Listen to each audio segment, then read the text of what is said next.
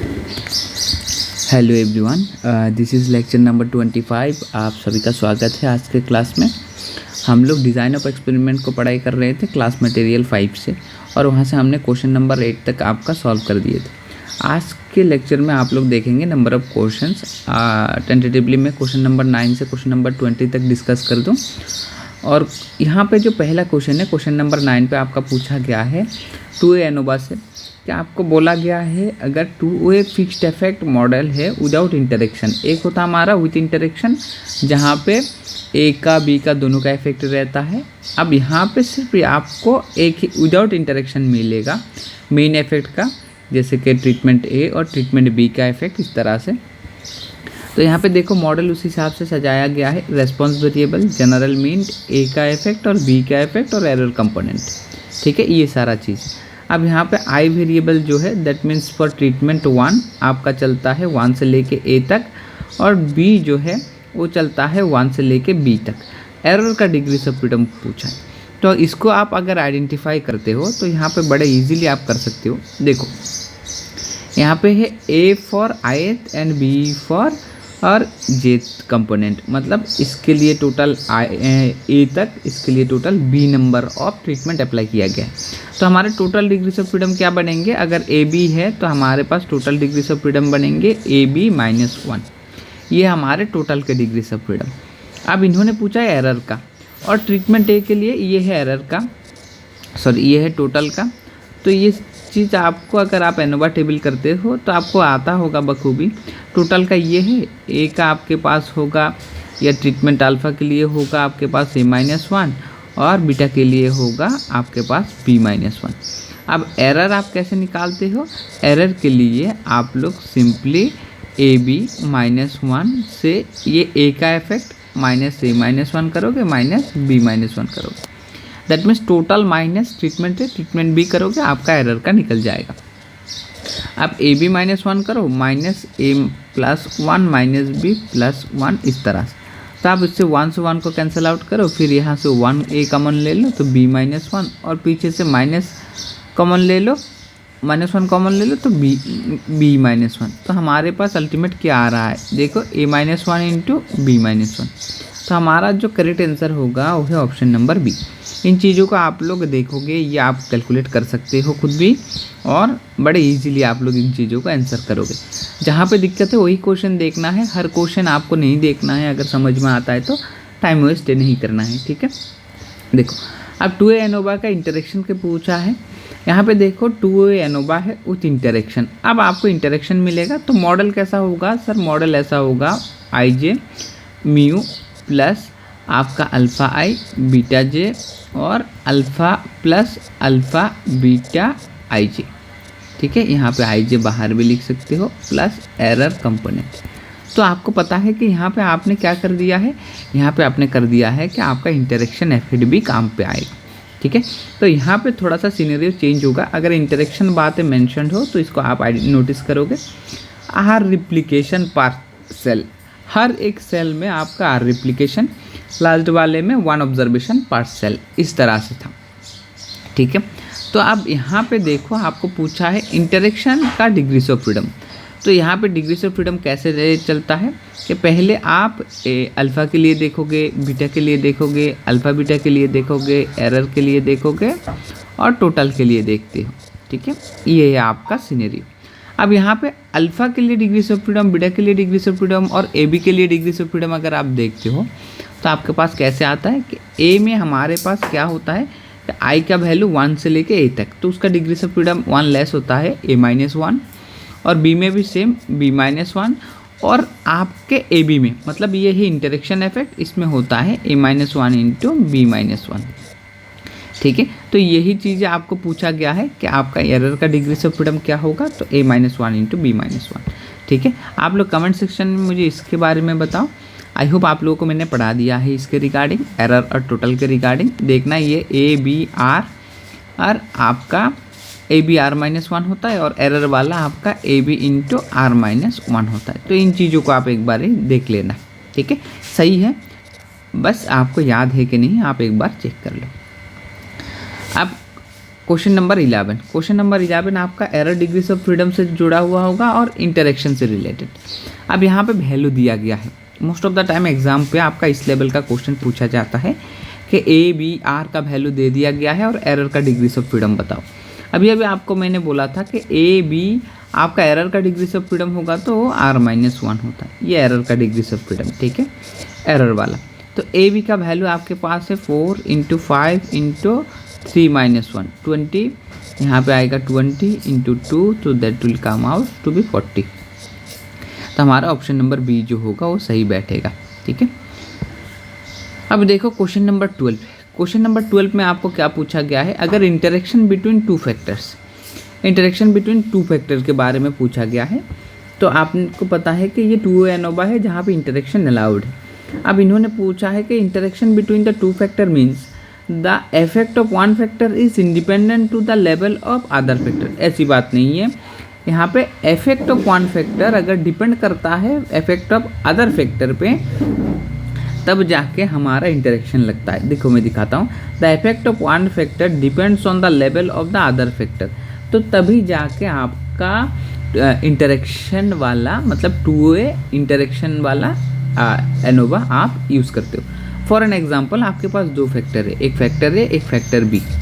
तो मेरे पास फैक्टर ए ले लिया और ये फैक्टर बी ले लिया। सोचो ये फैक्टर है, आप फर्टिलाइज़र यूज़ कर रहे हो और ये है आपका इरिगेशन, ठीक है।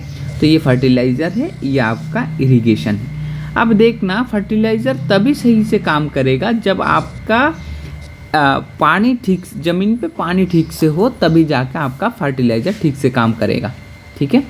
तो इसके लिए देखो ये फैक्टर जो है फैक्टर ए डिपेंड करता है फैक्टर बी पे। अगर ऐसा डिपेंडिंग कुछ आ जाता है, if they are correlated types of thing, तब जाके आप क्या करोगे, तब आप इंटरेक्शन 2A ANOVA यूज़ करोगे, ठीक है, एम ऑब्जर्वेशन पार्सल। तो वही बात है, डिपेंड होना चाहिए तभी जाके आप क्या कर पाओगे, तभी जाके आप 2A इंटरेक्शन ANOVA यूज़ करोगे। तो for that it is the correct choice option number B. यहाँ पे उसके रिगार्डिंग आपको एग्जांपल दिया गया है, तो आप इन चीज़ों को एक बार ही पढ़ लेना, जो चीज़ें मैंने बोला है वही है यहाँ पे, ठीक है। अब क्वेश्चन नंबर 13 को देखो। क्वेश्चन नंबर 13 में आपको मॉडल दिया गया है, देखो 2A fixed effect model with interaction, जैसे मैंने बोला था mu alpha E beta J, alpha beta and E I J K, मैंने के नहीं मेंशन किया था, के भी रहेगा, ठीक है। तो आपके पास ये सारा कुछ है। अब देखो with R replication per cell the expected mean square for the interaction.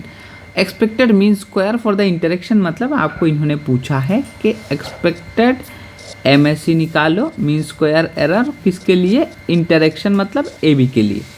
आपको ये बात पता होगा कि एक्सपेक्टेड वैल्यू ऑफ MSE सिर्फ अगर आप निकालते हो so it's come out to be sigma square. अगर आप AB के लिए निकालते हो तो ये आएगा sigma square plus R into double summation I J, दोनों होता है ना, तो I लिखो एक में, J का लिए करो और एक में, और यहाँ पे अल्फ़ा बीटा होगा तो अल्फ़ा बीटा दिया है अल्फ़ा बीटा, और यहाँ पे आई जे इसका स्क्वायर, और यहाँ पे A-1 इंटू B-1। तो ये सारा छोटे छोटे फॉर्मूला आपको याद रहना चाहिए, अदरवाइज़ आप कंफ्यूज हो जाओगे तो एग्ज़ाम में गलत टिक करके चले आओगे। तो आपका expected mean square error for the interaction कौन सा सही है, expected mean square error of interaction option number B सही है, ठीक है। यहाँ पे दोनों चीज़ें दिया गया है, और एक ए के लिए या बी के लिए अगर आप यूज़ करो तो sigma square into B R, अगर ए के लिए कर रहे हो तो बी आर, बी के लिए कर रहे हो तो A R, then summation over I equals to 1 to a N alpha square divide by A-1, और यहाँ पे प्लस इंटरेक्शन इफेक्ट भी रहता है, ठीक है। यहाँ पे देखना अगर ये ए होगा तो ये बी होगा, ये बी होगा तो ये ए होगा, तो इसको भी आप लोग याद कर सकते हो, एग्जाम पॉइंट ऑफ व्यू से बड़ा इंपॉर्टेंट चीज़ है। देखो अब यहाँ पे आ रहा है क्वेश्चन नंबर 14। यहाँ पे टेस्टिंग देखो, main effect in presence of significant interaction. तो आप इन चीज़ों को देखो, ये बड़ा वैलिड पॉइंट है अगर आपने किया होगा रियल लाइफ में।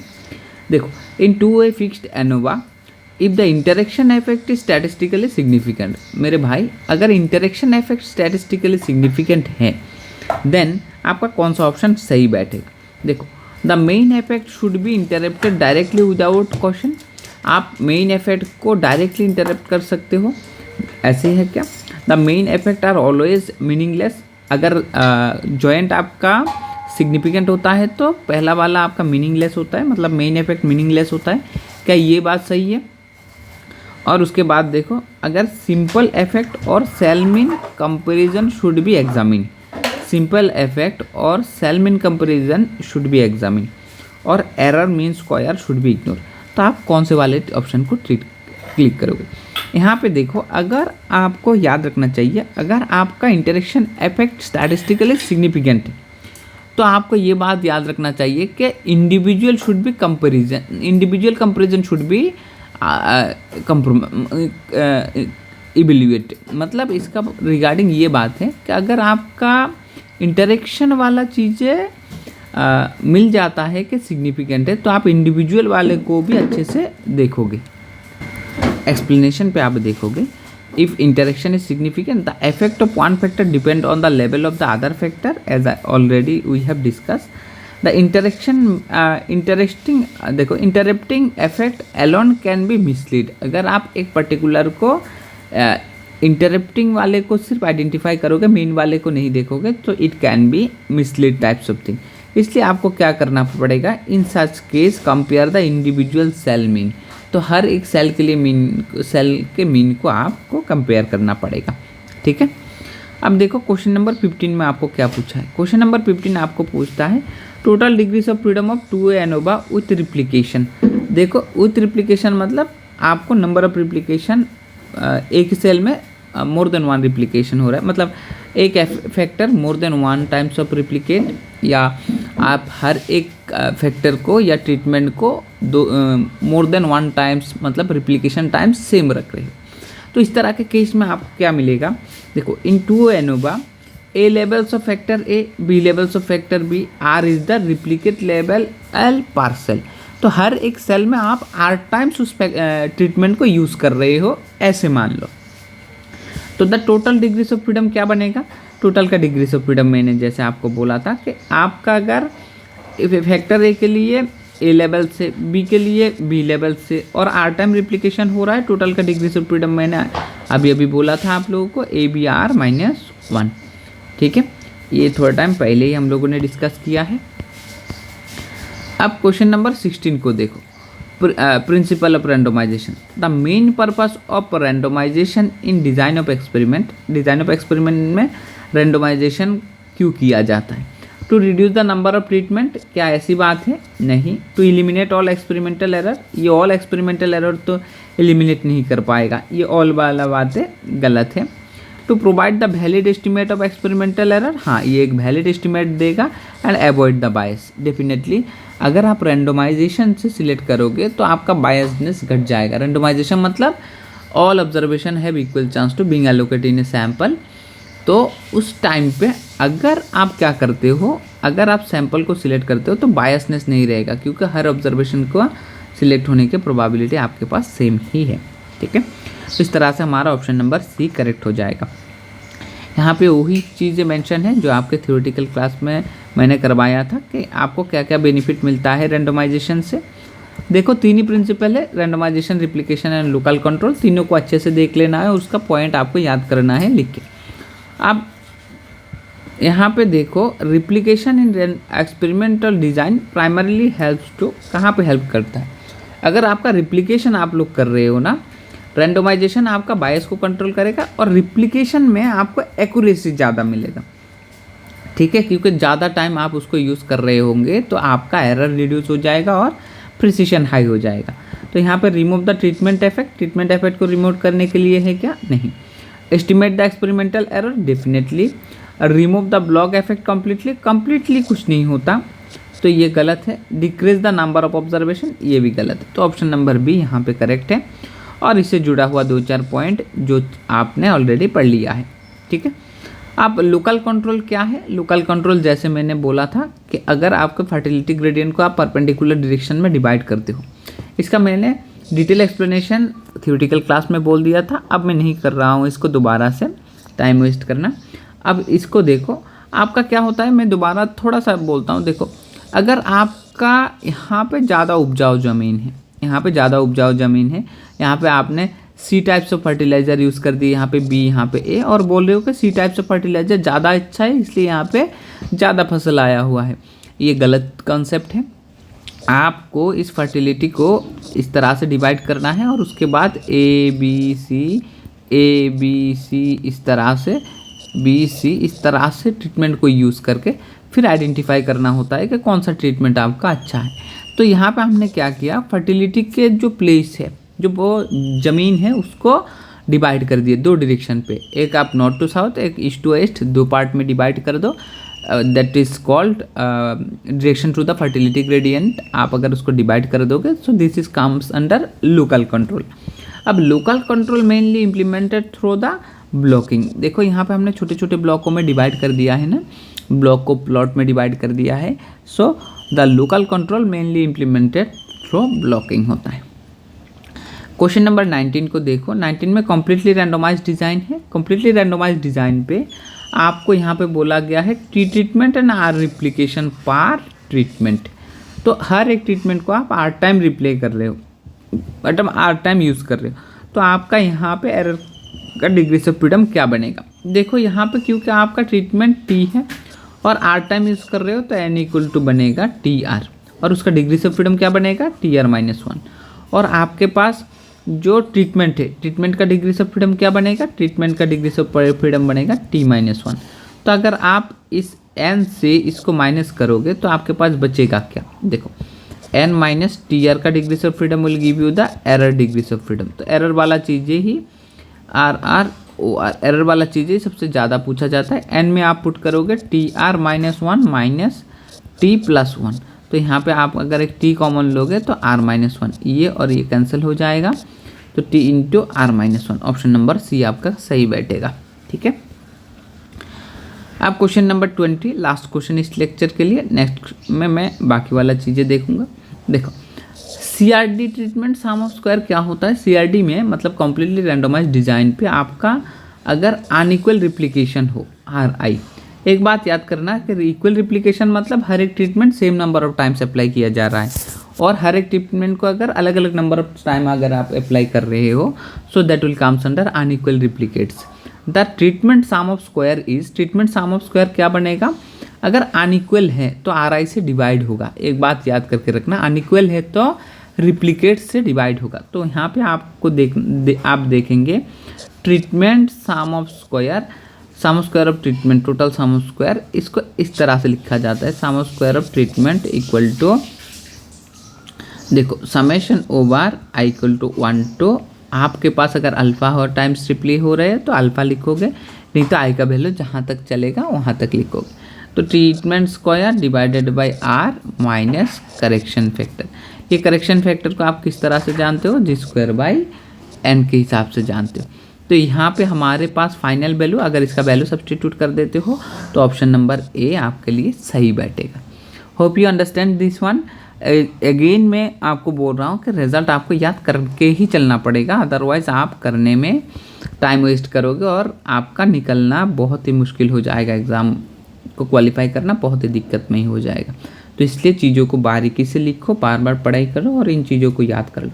पहला स्टेप होता है कि आपका ये रहना चाहिए आपके दिमाग में, फिर आप उसका अप्लाई करके न्यूमेरिकल क्वेश्चन सॉल्व कर पाते हो, तब जाके एग्ज़ाम आपका क्वालिफाई होगा। डाउट नहीं करना है, पूरा पढ़ाई करना है। देखना आप पढ़ाई करते रहो, एंड तक आप most of the part cover कर चुके होगे एग्ज़ाम पॉइंट ऑफ व्यू से, और कुछ बचेगा भी नहीं।